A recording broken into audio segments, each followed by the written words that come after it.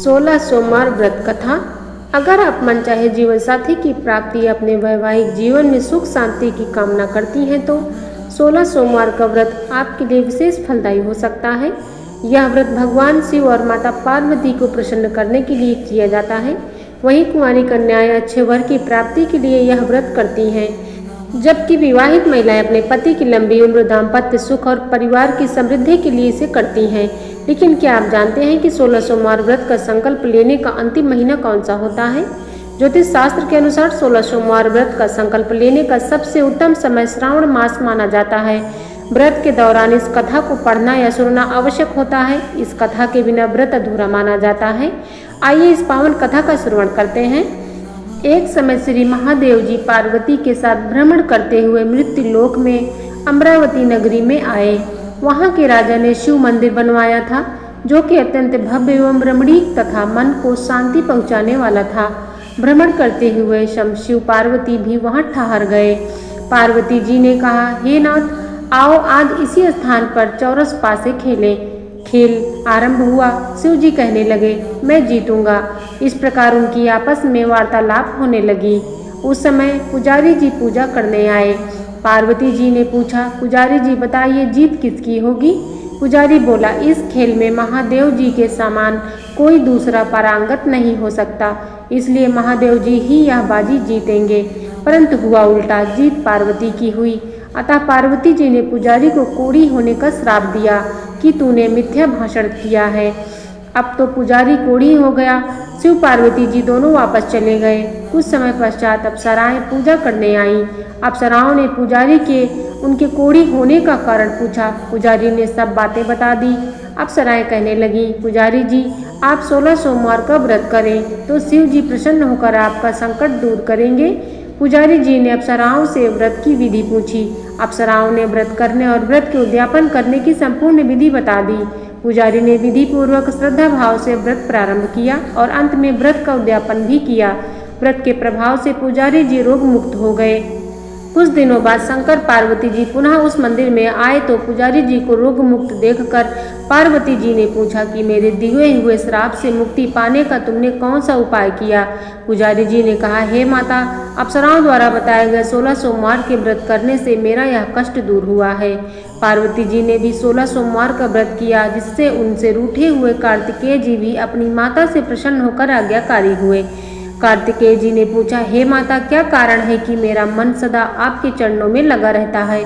पार्वती जी ने कार्तिकेय को 16 सोमवार के व्रत का महात्म तथा विधि बताई। तब कार्तिकेय जी ने भी इस व्रत को किया तो उनका बिछड़ा हुआ मित्र मिल गया। अब मित्र ने भी इस व्रत को अपने विवाह होने की इच्छा से किया। फलता वह विदेश गया। वहाँ के राजा की कन्या का स्वयंवर था। राजा ने प्रण किया था कि हथनी जिस व्यक्ति के गले में वरमाला डाल देगी, उसी के साथ राजकुमारी का विवाह करूंगा। यह ब्राह्मण मित्र भी स्वयंवर देखने की इच्छा से वहां एक ओर जाकर बैठ गया। हथनी ने ऐसी ब्राह्मण मित्र को माला पहनाई तो राजा ने बड़ी धूमधाम से अपनी राजकुमारी का विवाह उसके साथ कर दिया। तत्पश्चात दोनों सुखपूर्वक रहने लगे। एक दिन राजकन्या ने पूछा, हे नाथ, आपने कौन सा पुण्य किया जिससे हथनी ने आपके गले में वरमाला पहनाई? ब्राह्मण पति ने कहा, मैंने कार्तिकेय जी द्वारा बताए अनुसार 16 सोमवार का व्रत पूर्ण विधि विधान सहित श्रद्धा भक्ति से किया, जिसके फल के कारण मुझे तुम्हारे जैसी सौभाग्यशाली पत्नी मिली। अब तो राजकन्या ने भी सत्य पुत्र प्राप्ति के लिए व्रत किया और सर्वगुण संपन्न पुत्र प्राप्त किया। बड़े होकर पुत्र ने भी राज्य प्राप्ति कामना से 16 सोमवार का व्रत किया। राजा के देवलोक होने पर इसी ब्राह्मण कुमार को राजगद्दी मिली। फिर भी वह इस व्रत को करता रहा। एक दिन उसने अपनी पत्नी से पूजा सामग्री शिवालय ले चलने को कहा, परंतु उसने पूजा सामग्री अपनी दासियों द्वारा भिजवा दी। जब राजा ने पूजन समाप्त किया तो आकाशवाणी हुई कि हे राजा, तुम इस पत्नी को त्याग दो, नहीं तो राजपाट से हाथ धोना पड़ेगा। प्रभु की आज्ञा मानकर उसने अपनी पत्नी को महल से निकाल दिया। तब वह अपने भाग्य को कोसती हुई एक बुढ़िया के पास गई और अपना दुखड़ा सुनाया। तब बुढ़िया को बताया, मैंने पूजन सामग्री राजा से कहे अनुसार शिवालय में नहीं ले गई और राजा ने मुझे निकाल दिया। बुढ़िया ने कहा, तुझे मेरा काम करना पड़ेगा। उसने स्वीकार कर लिया। तब बुढ़िया ने सूत की गठरी उसके सिर पर रखी और बाजार भेज दिया। रास्ते में आंधी आई तो सिर पर रखी गठरी उड़ गई। बुढ़िया ने डांट कर उसे भगा दिया। अब रानी बुढ़िया के यहाँ से चलते चलते एक आश्रम में पहुंची। गुसाई जी उसे देखते ही समझ गए कि यह उच्च घराने की अबला विपत्ति की मारी है। वे उसे धैर्य बंधाते हुए बोले, बेटी तू मेरे आश्रम में रह, किसी प्रकार की चिंता मत कर।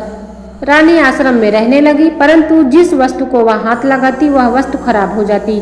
यह देखकर गुसाई जी ने पूछा, बेटी किस देव के अपराध से ऐसा होता है? रानी ने बताया कि मैंने अपने पति की आज्ञा का उल्लंघन किया और शिवालय में पूजन के लिए नहीं गई, इससे मुझे घोर कष्ट उठाने पड़ रहे हैं।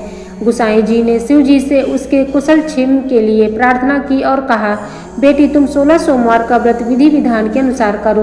तब रानी ने विधि पूर्वक व्रत पूर्ण किया। व्रत के प्रभाव से राजा को रानी की याद आई और दूतों को उसकी खोज में भेजा। आश्रम में रानी को देख दूतों ने राजा को बताया। तब राजा वहां जाकर गुसाई जी से कहा, महाराज यह मेरी पत्नी है, मैंने इसका परित्याग कर दिया था, कृपा कर इसे मेरे साथ जाने की आज्ञा दें।